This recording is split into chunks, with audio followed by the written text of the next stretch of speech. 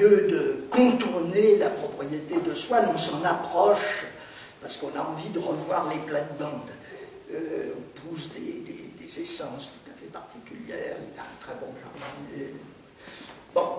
Et il est signalé un détail sur lequel le récit n'insiste pas du tout sur le moment, mais qui a un lecteur attentif, et quand on relit, justement on s'en rend compte, qui est d'une importance capitale, c'est qu'elle n'est pas toute seule dans le jardin. Elle est avec sa fille, qui joue à proximité, mais il y a un monsieur à côté. Et le monsieur, alors on connaît, le bruit circule dans Combray que non seulement Swann a fait un mauvais mariage avec une personne qui n'est pas de son monde, mais que cette personne le trompe de manière très voyante, ce qui est humiliant pour lui. Et pour les gens de Combray, justement, le monsieur qu'on aperçoit là avec elle, c'est l'amant de la dame en blanc, et qui témoigne du fait qu'elle est quand même pas tout à fait correcte, hein, que c'est pas quelqu'un avec qui on peut parler comme ça. Et alors ce monsieur, on connaît son nom, c'est Charlus, hein, mais les gens de Combray ne savent pas exactement qui c'est. Et or c'est très intéressant, parce que Charlus, c'est le baron de Charlus, qui va devenir lui aussi un personnage capital dans la suite de l'histoire, et c'est le frère du duc de Guermantes, hein, le frère de Bazin, le beau-frère d'Oriane, hein, c'est le baron de Charlus, Palamède, on l'appelle en familier Mémé, hein, ça peut être le diminutif qu'on lui donnait quand il était enfant, s'il est là dans le jardin avec la femme de Swann, c'est pas du tout pour la courtiser. En lisant la suite du roman, on comprend très très bien les goûts sexuels de Charlus ne tournent pas du côté. C'est encore une affaire de côté, l'orientation sexuelle. C'est pas les femmes qui l'intéressent. Et de ce point de vue, il est extrêmement exclusif. Hein, et c'est d'ailleurs la raison pour laquelle Swann étant parti à Paris, n'a eu aucune espèce d'hésitation à laisser sa femme seule avec lui, lui qui est si jaloux, hein, comme c'est expliqué par ailleurs, qui ne peut absolument pas supporter qu'elle parle à d'autres hommes, et même à la limite, car sa jalousie est devenue un mal, enfin quelque chose de pathologique, effroyable, avec d'autres femmes, parce qu'il imagine qu'elle va aussi avec les femmes, du côté des femmes. Bon. Alors avec Charlus, il n'y a pas de problème. Hein, c'est une. Mais alors, qu'est-ce que ça veut dire ce truc? Alors Charlus, c'est un représentant de l'autre côté, hein, de la grande aristocratie. C'est un Guermantes. Et il est chez Swann. Et on commence à comprendre, si on fait attention à ce détail, en fait, ces côtés qui sont complètement séparés, hein, on sort par la porte sur la rue, ou bien on sort par la porte du jardin, et c'est pas du tout la même chose. En fait, ces côtés communiquent, quand même, par-dessous, par l'arrière, secrètement, sans qu'on le sache. Il y a des rapports. Et tout le roman de Proust est bâti là-dessus. Puisque qu'est-ce qui va se passer à la fin dans le temps retrouvé? Le narrateur, on imagine à l'époque où se situe le temps retrouvé, qui doit avoir 40 ou 50 ans, revoit son amour de jeunesse, Gilberte, et Gilberte est devenue l'épouse de Saint-Loup, hein, le marquis de Saint-Loup, qui est lui aussi un Guermantes, et qui est devenu, par droit de succession, l'héritier du titre. Gilberte est là, potentiellement, la future duchesse de Guermantes. Il y a eu un transfert d'un côté sur l'autre. Hein, et à la même occasion, pendant la fameuse réception, hein, le bal des têtes, où il retrouve tous les gens qu'il avait croisés dans sa jeunesse, vieillis, sont devenus des espèces de fantômes du caricature, Madame Verdurin a épousé le prince de Guermantes. Elle est devenue princesse de Guermantes. Ce qui est un comble, hein. Ce dit entre ce qui est une faute de goût, et de la part de Madame Verdurin, et de la part du prince de Guermantes. Et, enfin, en tout cas, c'est comme ça. Alors, le roman de Proust est une espèce de photographie très très compliquée, des évolutions de la société française entre les dernières années du XIXe siècle et puis ce qui se passe immédiatement après la guerre de 14-18. Hein. Et alors Proust, qui était très influencé en littérature, entre autres, par Balzac, a repris à Balzac. Balzac était fasciné lui aussi par les deux mondes, hein, Saint-Germain, la grande aristocratie d'ancien temps, et puis la chaussée d'Antin, les nouveaux riches, les banquiers, etc. Et ce que raconte Balzac, sous des formes infiniment variées, c'est justement l'interférence. Ces deux mondes se mêlent. Hein. L'histoire de la société fait qu'il y a des côtés, hein, il y a des clivages, mais ces clivages bougent. Ces clivages ne sont pas figés. C'est-à-dire que l'espace, c'est quelque chose... en principe, on devrait pouvoir se repérer, hein, avec une boussole. Mais ça ne marche pas parce que les repères changent en permanence. C'est aussi un des thèmes qui revient sans arrêt dans le roman. Alors, bon, je suis obligé de court-circuiter tous les intermèdes. Ça m'amène à un autre passage qui est un passage clé, qui se situe aussi dans la première partie du premier volume. C'est l'épisode au cours duquel, alors on comprend que le narrateur, il est déjà un peu plus vieux. Ce qui est extraordinaire dans le roman de Proust, bon, c'est un récit à la première personne, sauf un amour de Swann, où sont relatés des événements qui ont eu lieu avant sa naissance. Donc quand il raconte un amour de Swann, ce sont des choses auxquelles il n'a pas assisté, mais qu'il raconte d'après tout ce qu'on lui a dit, il reconstitue. Et autrement, il est toujours là en permanence. Il est là en permanence, mais on ne le voit jamais, évidemment. Bon, il y a eu beaucoup de films, et même de séries télévisées à partir du roman de Proust. Et l'erreur que font toujours les cinéastes, c'est de faire figurer le personnage du narrateur comme au milieu de tout, alors qu'on ne devrait jamais le voir, hein, puisqu'il est en arrière de ce qu'il raconte. Il est présent, mais il est derrière la caméra, hein, et pas devant. Et un détail très intéressant, qui n'est certainement pas dû au hasard, il a soigné au maximum la rédaction de son livre pour ça, c'est que on en sait très peu sur lui. Et en particulier, c'est très difficile, quand il raconte une histoire, de savoir quel âge il a au moment où se situe l'épisode. On est obligé de faire des grands efforts et c'est toujours assez imprécis. Hein. Et c'est lié au fait qu'il est là, tout en étant pas là, hein, tout en étant derrière la caméra. Alors, pourquoi c'est... Alors, et puis alors, bon, alors, dans les commentaires, les livres, on fait très souvent la confusion entre le narrateur et Proust lui-même. C'est une erreur. C'est pas du tout, Proust ne s'est pas incarné dans le narrateur de son récit. C'est quelqu'un de tout à fait autre. Hein. Il y a deux traits absolus qui le distinguent. Bon, Proust, par ses origines familiales, est absolument hanté par le problème de la judéité. Hein, il a tout eu dans sa famille,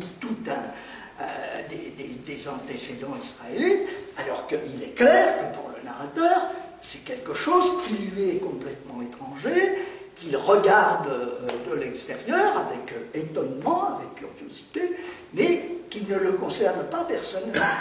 Et l'autre chose qui distingue Proust du narrateur, ça c'est évident, c'est que pour le narrateur, le monde, alors on ne parlait pas d'homosexualité à l'époque, c'est un mot qui n'existait pas, mais on disait inversion.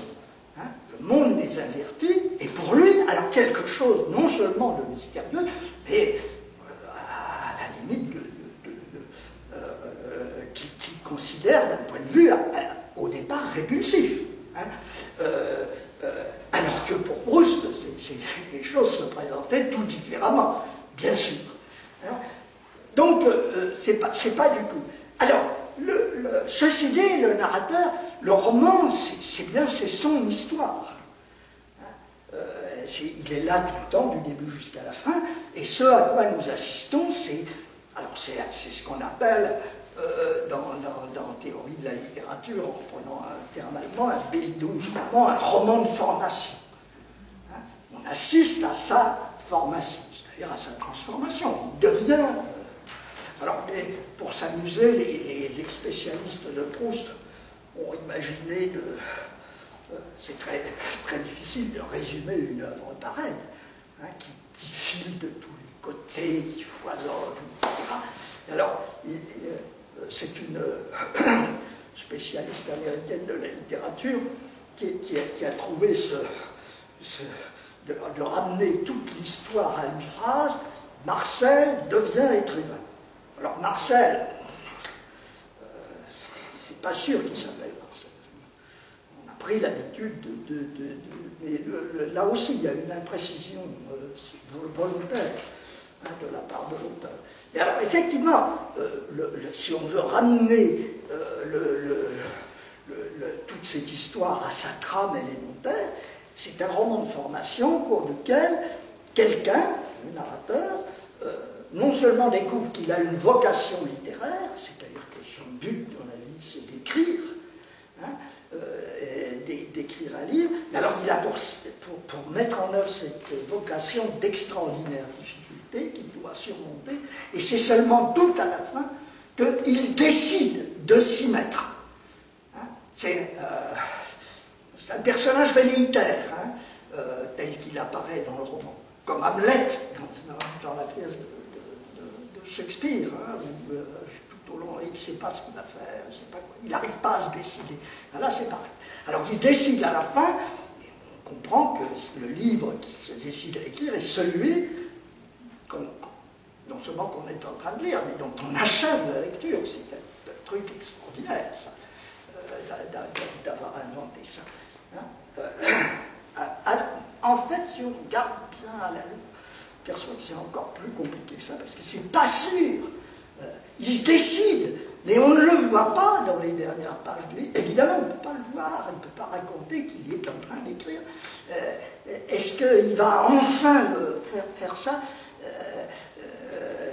Donc il y a une espèce de... C'est en suspens, ça reste en suspens. C'est une littérature du suspens, c'est une littérature des intermittences. Hein, il y a les intermittences du cœur, il y a aussi les intermittences de la pensée, puis il y a les intermittences de l'espace. Hein, l'espace, il n'est pas plein, il n'est pas compact, mais il est troué, traversé par des flux, par des influences, qui est très diverses et très très contradictoires, et qu'on a beaucoup de mal à s'y retrouver, hein, à s'y repérer. Alors, il y a un épisode qui est très très intéressant dans Combray, qui est celui de... alors, on comprend qu'il est un petit peu plus grand, il doit avoir 14 ou 15 ans quand il se situe. C'est... il est emmené en promenade dans la carriole du docteur Percepied. Le docteur Percepied, c'est le docteur de Combray. Donc il va faire ses visites avec sa petite voiture attelée à je ne sais quoi, peut-être... bon.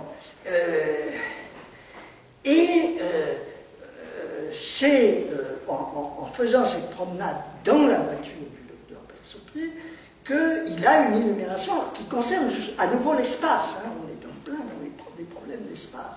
Il circule entre plusieurs villages, le village de Martinville, le village de Vieux-Vic, et dans tous ces villages, il y a des églises avec des clochers. Et comme la route serpente, elle ne suit pas une voie droite, il voit pendant la promenade les clochers se déplacer, comme s'ils bougeaient. Hein. ce qui était à gauche passe à droite, et réciproquement. C'est-à-dire que l'espace, c'est pas quelque chose de stable, c'est quelque chose qui bouge, c'est quelque chose... Bon, il y a une expérience très simple qui est celle de la relativité. Hein, et de la relativité de l'espace et du temps. L'espace, on en a conscience qu'en s'y déplaçant. Hein, et alors, sur le moment, il est tellement saisi par cette expérience qu'il traverse, hein, qu'il prend une feuille de papier, il demande au lecteur de lui passer un crayon, et il rédige, soi-disant au vol, un petit texte qui est reproduit dans le roman, hein, sur les clochers de Martainville, qui est en quelque sorte son premier essai littéraire. C'est la première fois que... Proust a recasé à cet endroit du roman un texte qu'il avait lui-même écrit dans des circonstances complètement différentes, et qui est un texte très très littéraire, hein, très très travaillé, qui est en fait un pastiche. Proust pratiquait l'art du pastiche. Hein. Il en faisait un moyen justement de apprendre à écrire. Hein. Il a fait des pastiches de Balzac, des Goncourt, bon. Et ce petit texte, c'est un pastiche des poèmes en prose de Baudelaire. C'est-à-dire un petit texte court, fixer une impression en prose, mais avec toutes sortes de résonances poétiques, et en même temps qui met en jeu des problèmes, on va dire, existentiels, hein, de fond. C'est un très beau texte, hein, le petit texte. On n'imagine pas qu'un adolescent, même très très doué, même très bon élève, ait pu l'écrire. Hein. Et de fait, c'est Proust adulte qu'il avait lui-même composé par ailleurs et qu'il recase pour les besoins de la cause. Et dans ce... Alors c'était... pour moi, lecteur du livre, il a une importance extraordinaire parce qu'il est justement un exemple de ce qu'il peut faire en tant qu'écrivain. Alors, ça n'aura pas de suite. Parce que, bon, ce petit texte, après, il le montre à ses parents, qui trouvent ça très bien, et puis son père le montre à M. de Norpois, le diplomate, lui aussi complètement idiot, hein, qui fréquente. Et ce monsieur regarde le texte du jeune homme et dit « mais ça ne vaut rien, faites des études de droit, vous n'avez aucune chance de ce côté-là, etc. » Et c'est une des raisons pour lesquelles il renonce, hein, sur le moment. C'est aussi une des différences entre Proust et le narrateur, parce que Proust n'a jamais arrêté d'écrire. Hein.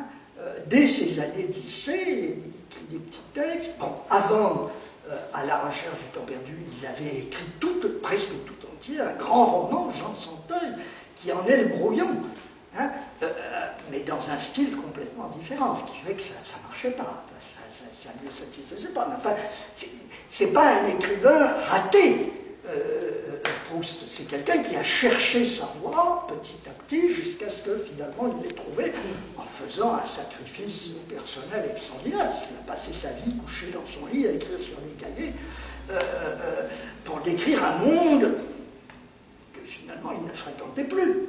Hein, quand on le présente comme un salonnard, un fêtard,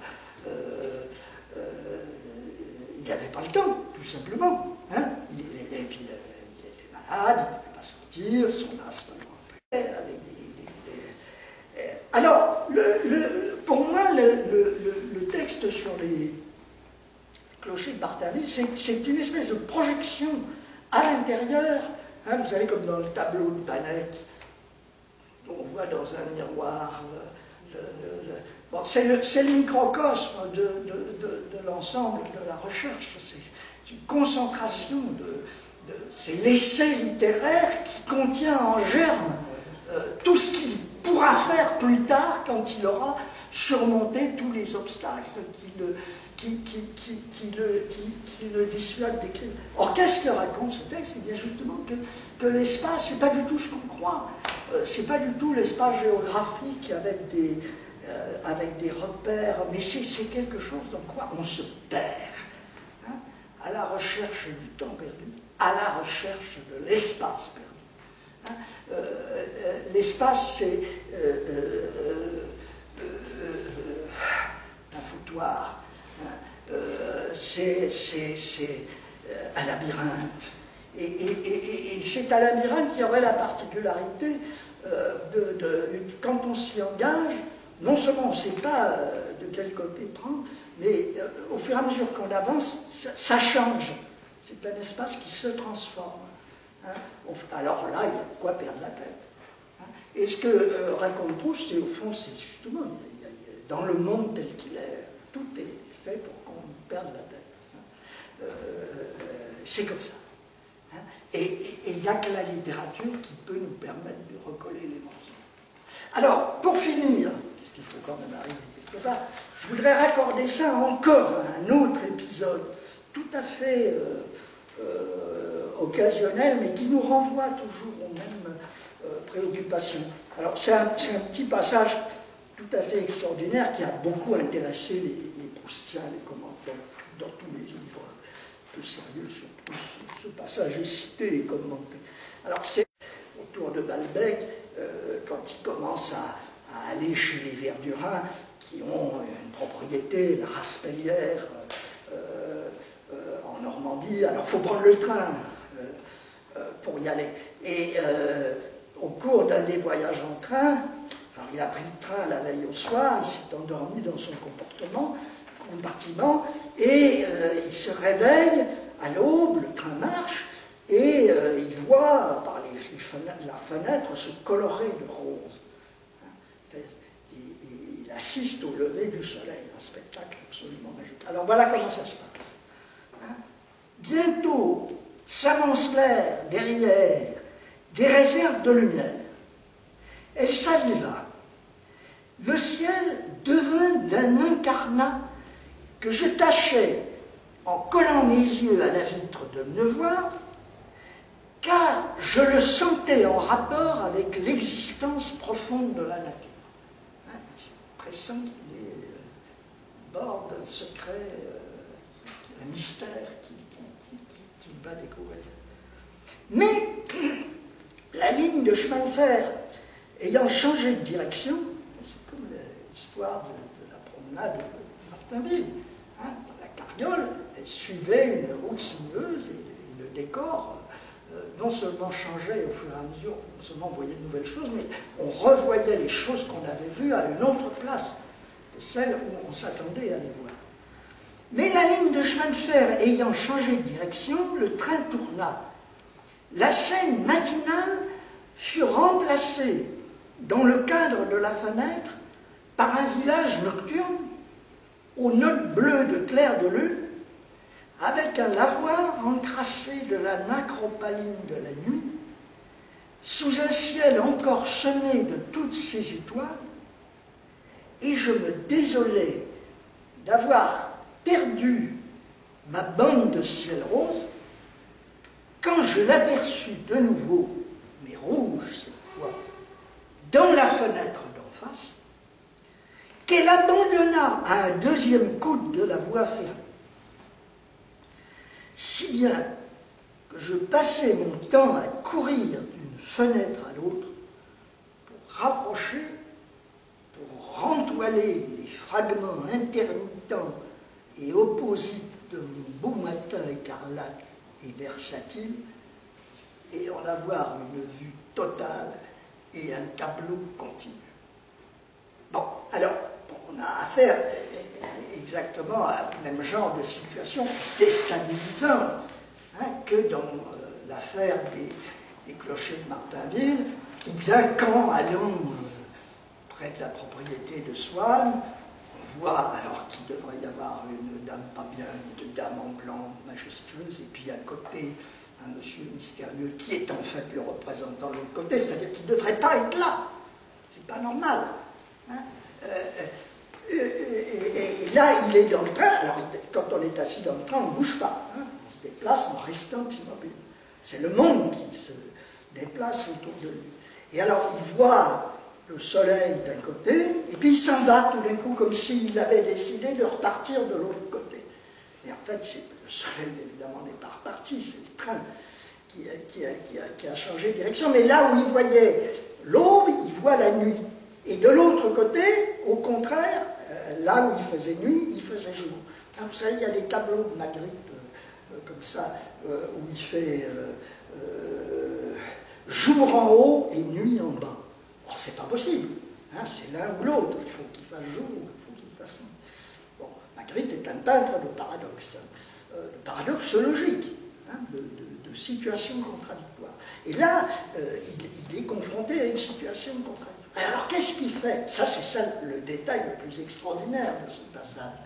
Hein, quand on voyage en chemin de fer, on est assis.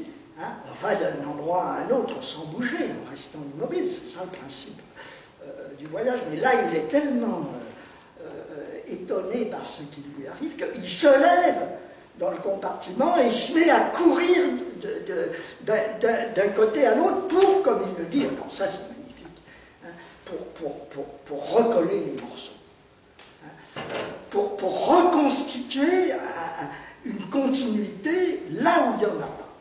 Eh bien, pour moi, alors c'est une appréciation personnelle, cette toute petite histoire qui est assez rigolote, hein. C'est plein d'histoires rigolotes, hein, à la recherche du temps perdu. Il a un humour absolument extraordinaire. Il y a des personnages qui sont à se rouler par terre. Hein. Le Grandin, bon, enfin, et puis alors tous les gens qui fréquentent chez les Verdurins, qui sont tous complètement siphonnés dans des genres différents. Bon, le baron Charlus lui-même, qui est un personnage à la fois pathétique et puis en même temps admirable. Et pour lequel on sent, je ne parle pas du narrateur, je parle de Proust, dont il a de l'affection pour lui, parce que s'il y a un personnage qui le représente dans le roman, c'est bien Charlus, hein, et pas le narrateur, avec qui il s'identifie lui-même.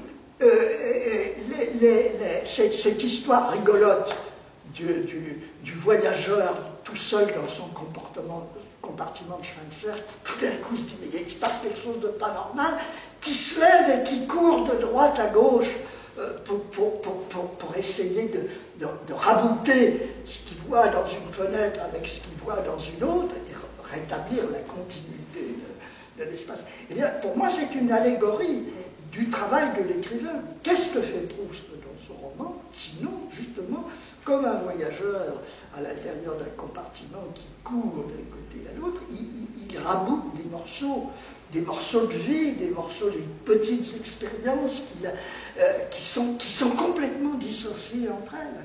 Essayer de restituer au monde une continuité, comme les philosophes le veulent, hein. Ils cherchent des fondations, ils cherchent des fondements, ils cherchent à comprendre pourquoi. Il n'y a pas de pourquoi, il n'y a pas de fondement. Ça bouge tout le temps.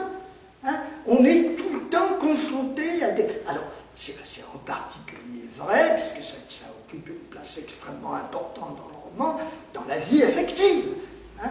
Les expériences amoureuses. Ça ne se passe jamais, ni comme on voudrait, ça fait pas tellement étonnant, mais ni non plus comme on l'attendrait. Hein. On est toujours confronté à des situations alors, complètement où on perd la boule. C'est l'histoire de Swann avec Odette, hein, où il arrive, et à la fin, je ne sais pas si vous vous souvenez, tout à la fin de l'amour de Swann, il fait cette déclaration, et par-dessus le marché, ce n'est pas mon type. Hein.